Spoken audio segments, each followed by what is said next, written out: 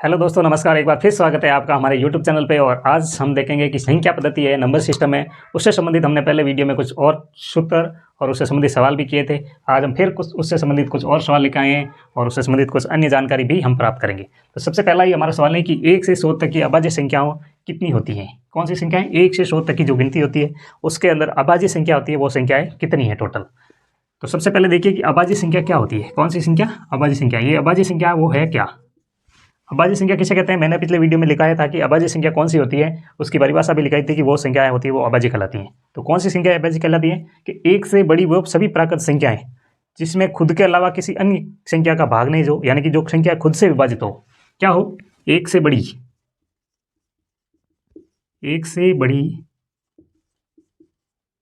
वे सभी प्राकृत संख्या जो स्वयं से विभाजित हो।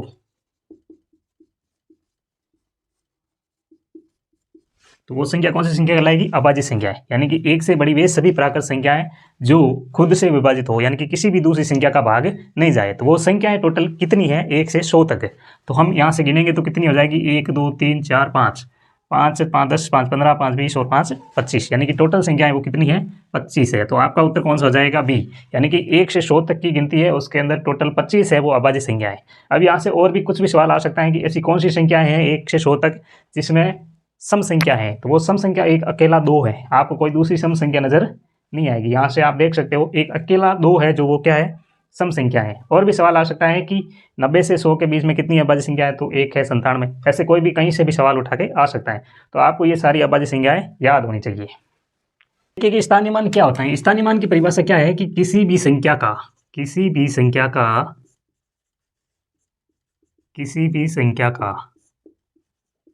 स्थानीय मान उसके स्थान को दर्शाता है। स्थान को दर्शाता है। ठीक है।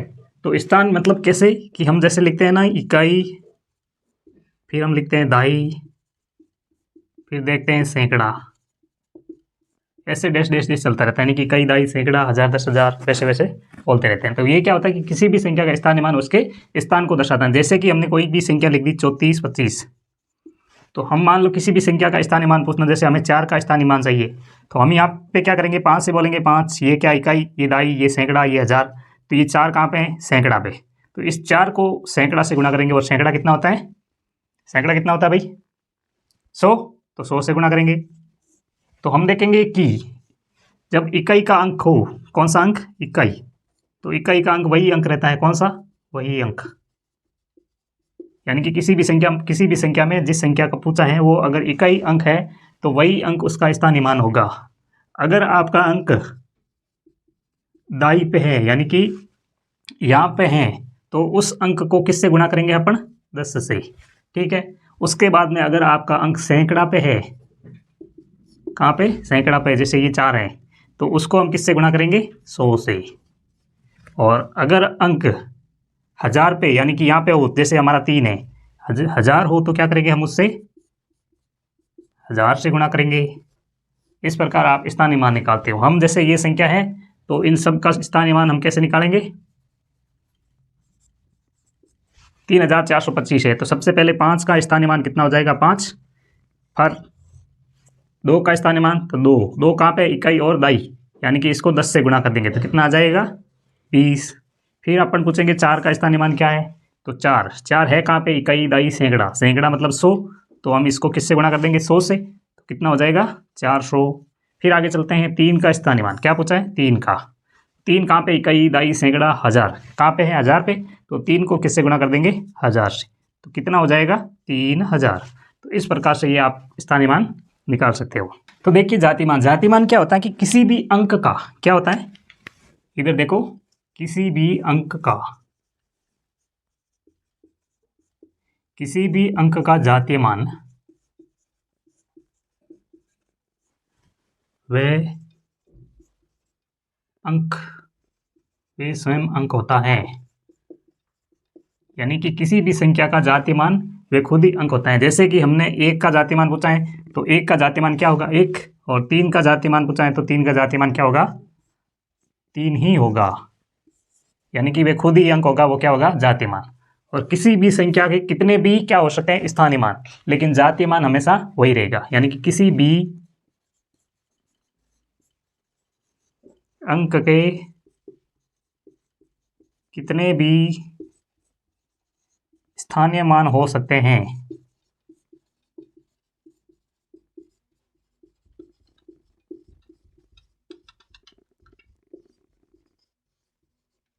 लेकिन जातीय मान हमेशा वही होगा, एक ही होगा।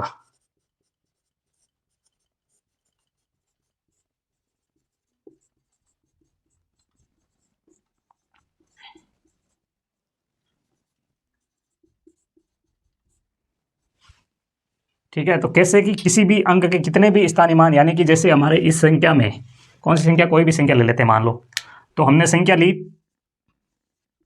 ये, और इसमें हमने देख लिया कि इस 8 का स्थानीय मान कितना है, तो 8 का कितना हो जाएगा 800, 4 का पूछा है तो कितना हो जाएगा 40। और अगर हमने दूसरी कोई संख्या ले ली, जैसे ये ले ली है, और इसमें हमने पूछा है कि 8 का स्थानीय मान, तो 8 का स्थानीय मान कितना हो जाएगा इतना। यहाँ पे तो 8 का स्थानीय मान 8 है और यहाँ पे कितना है 80,000 है। अगर पूछ लिया इस 8 का जातीय मान तो क्या होगा 8 ही, और इधर देखेंगे तो 8 का जातीय मान भी क्या होगा 8। तो यही बात है कि किसी भी अंक के कितने भी स्थानीय मान हो सकते हैं। यहाँ पे 800 हुआ, इधर 80,000 हुआ, और जातीय मान हमेशा वही अंक रहता है, यानी कि एक ही रहता है। तो यहाँ पे इसका 8 है तो इधर भी जातीय मान 8 भी रहेगा। तो इस प्रकार स्थानीय मान हमेशा अलग अलग हो सकते हैं, कितने भी हो सकते हैं, लेकिन जातीय मान हमेशा वही अंक रहेगा। तो देखिए सवाल है कि 98736 यानी कि 98,736 का विस्तारित रूप है, यानी कि हम स्थानीय मान निकाल सकते हैं, उसका विस्तारित रूप आप कैसे लिखोगे। तो हम देख रहे हैं कि इकाई, दाई, सैकड़ा, हजार, 10,000, टोटल कितने हैं 98,736। इसका विस्तारित रूप आपको लिखना है। तो सबसे पहले हम क्या लिखेंगे इस 9 का, तो 9 है इकाई, दाई, सैकड़ा, हजार और 10,000। हम क्या करेंगे भाई, इसका इससे गुणा कर देंगे तो कितना हो जाएगा ये 90,000। फिर आगे चलो 8, 8 का क्या होगा 1 2 3, ये हो गया 8 का। फिर चलो 7, 1 और 2, फिर 3 का, फिर आता है 6 का। ये हो गया इसका विस्तारित रूप। आगे देखिए एक सवाल और है। सवाल है कि 8 7 8 7 4 2 दशमलव 3 0 5 0 और 9, इसका विस्तारित रूप बताओ। क्या करना है विस्तारित रूप, इसका क्या लिखना है विस्तारित रूप। तो अब देखो यहाँ पे क्या लगा हुआ है पॉइंट, यानी कि दशमलव लगा हुआ है। तो इसको अब कैसे विस्तार करोगे आप, तो जब दशमलव आएगा तो दशमलव के बाद की संख्या के सबके बट्टे में क्या लग जाएंगे 0। तो हम लिखना शुरू करते हैं सबसे पहले यहाँ से। सबसे पहले 8 का लिखेंगे ना, फिर 7 का, फिर 4 का, और फिर 2 का। अब क्या चल रहा है दशमलव, तो पॉइंट प्लस, अब किसका चाहिए 3 का, तो 3 आ गया। अब क्या करेंगे हम, तो पॉइंट के बाद में कितनी संख्या है तीसरा, पॉइंट के बाद में जो 3 है वो कितने नंबर पे है 1 नंबर पे, तो 1 0 ही लगाएंगे, यानी कि बट्टे में क्या लगाएंगे 10। फिर आगे चलते हैं, क्या है 0 0, पॉइंट के बाद में कौन संख्या है दूसरी, तो बट्टे में क्या लगाएंगे 2 0, फिर प्लस, फिर 5, पॉइंट के बाद में कितने नंबर पे 3, तो 5, बट्टे में क्या लगाएंगे 3 0, फिर प्लस, फिर 0, पॉइंट के बाद में कितना स्थान चौथा, तो कितने 0 4, फिर आगे चले 9, पॉइंट के बाद में कौन सी संख्या है पाँचवीं, तो 5 0। तो इस प्रकार से ये पॉइंट के अंदर विस्तारित रूप होगा। तो एक सवाल और देखते हैं कि आपका सवाल है, क्वेश्चन ये है 98734, 98,734 में क्या ले लेते हैं संख्या 8 और 3 का स्थानीय मान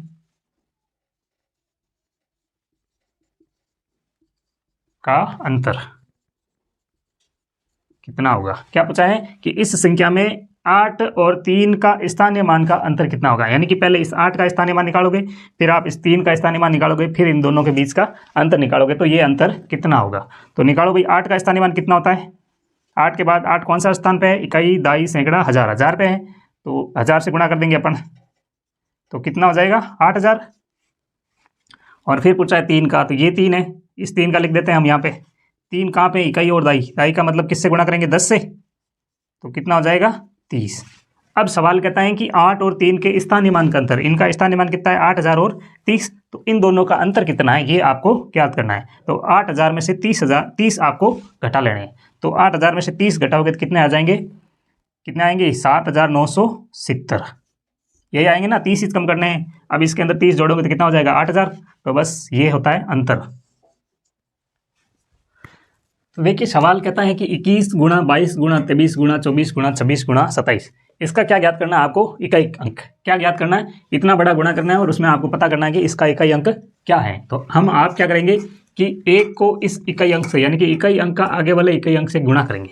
तो देखो कितना आता है, एक को 2 से गुणा करेंगे तो 2 आएगा। जो 2 आएगा उसको आगे वाले इकाई अंक से गुणा करेंगे तो कितना आएगा 6। फिर 6 को इस इकाई अंक से करेंगे तो कितना आएगा 24। अब आपको क्या करना है, 24 से नहीं करना है, क्या करना है, इसका जो इकाई अंक है उसी इकाई अंक से इसको गुणा करना है। तो फिर कितना हो रहा है 24। फिर इस 4 को इस 7 से गुणा करेंगे तो कितना आएगा 28। तो अब आपका इकाई अंक क्या हो जाएगा 8। लेकिन आपने ध्यान से देखा होगा कि यहाँ पे 21 है, 22 है, 23 है, 24 है, फिर 26 है।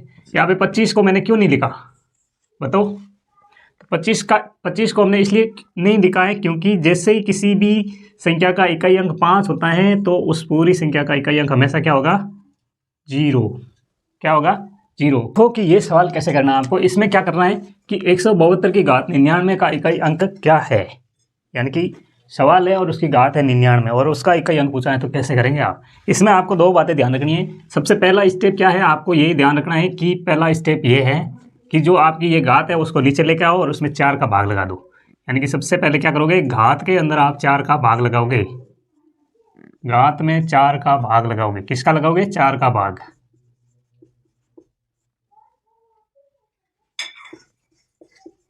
ठीक है। अब दूसरी बात क्या है, दूसरा स्टेप ये रहेगा आपका, उसमें आपको क्या करेंगे, जब आप 4 का भाग देंगे ना, जो आपका शेषफल आएगा ना उस शेषफल को उस इकाई अंक की घात लगा देना है। यानी कि जो शेषफल आएगा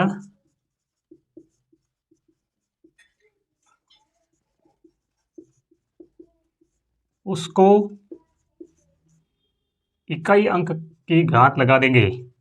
इकाई अंक की घात लगा देंगे। ठीक है। और यदि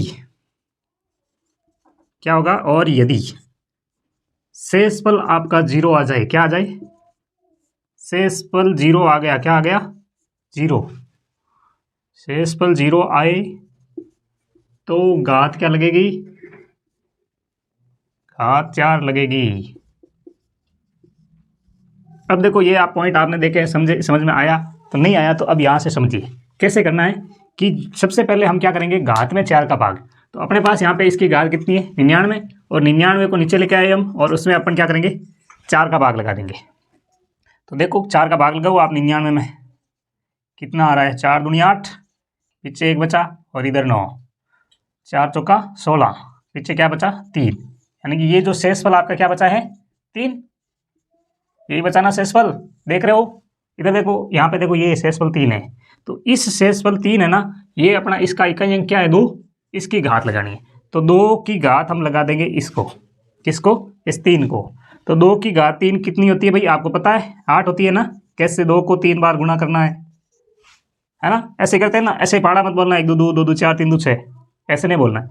2 दूनी 4 और 4 दूनी 8 ऐसे होता है। तो 2 की पावर 3 क्या हो जाएगी 8, तो इसका इकाई अंक क्या हो जाएगा 8, वैसे करना है।